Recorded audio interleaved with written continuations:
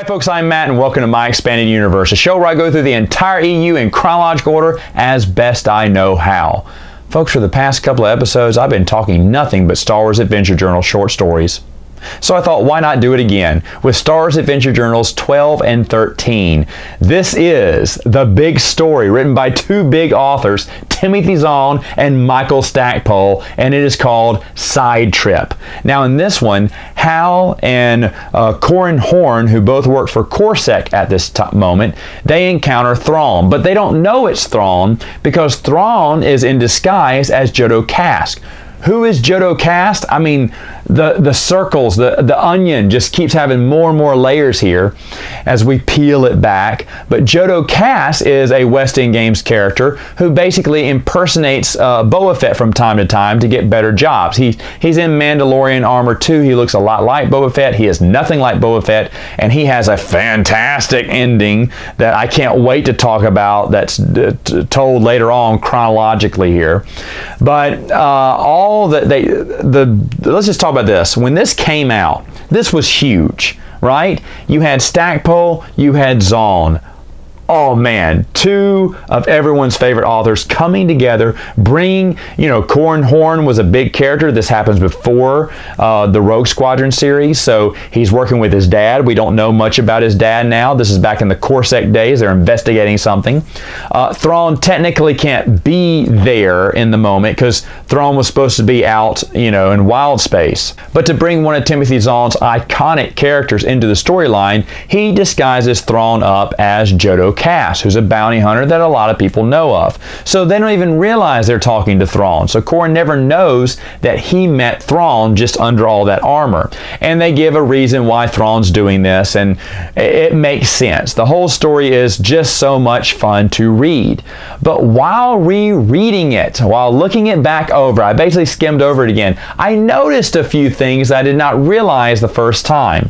Folks, one of my favorite authors it's no secret here, it's Kevin J. Anderson.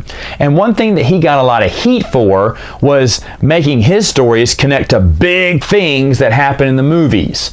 One is, and we'll talk about this later, but IG-88 downloading himself into the Death Star before it exploded. You're like, what? So he was the Death Star? Oh, it's so stupid. It's way over the top. Like, all his stories are way over the top. Like, this is the reason why this happened, whatever.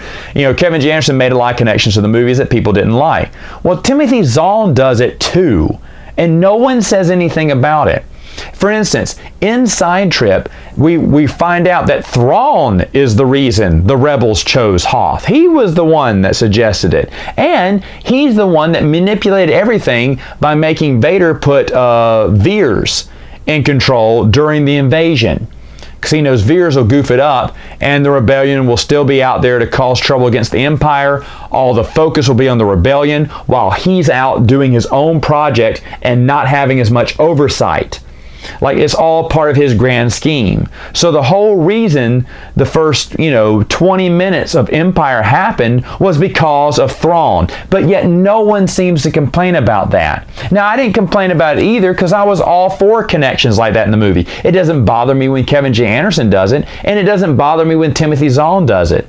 But for some reason, a lot of fans of the EU, it bothers them so much that Kevin J. Anderson has super weapon after super weapon, even though Star Killer anyone? My point here is, I don't think it's fair to say Kevin J. Anderson did a poor job making his characters impact the movie when Timothy Zahn does the exact same thing and then no one says anything. They go, oh, that's really good. I know in the end it boils down to preference, right? There's a lot of Timothy Zahn fans out there, and well, there should be. Side Trip is a great story. I really did enjoy it. I like that Thrawn had a hand in that. That doesn't seem hokey or far-fetched to me, but it did get me thinking, man, this is stuff that people hated on with Kevin J. Anderson. But at the same time, Timothy Zahn's doing it, and no one's saying anything about it. So that all put aside, Side Trip.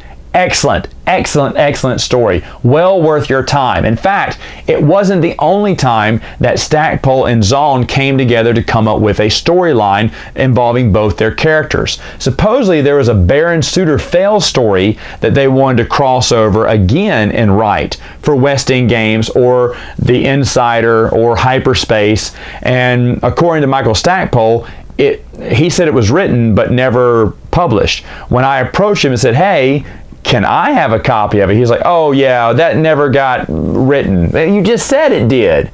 In that interview, you just said it got written, and now you're telling me it didn't? Well, it's probably on some old computer hard drive that he threw away years ago. So sadly, that story about Baron Sutterfeld is lost. If you don't know who he is, give me a couple of years, I'll get around to him. Anyway, folks, that is all the time I have for now. See you next time with another video.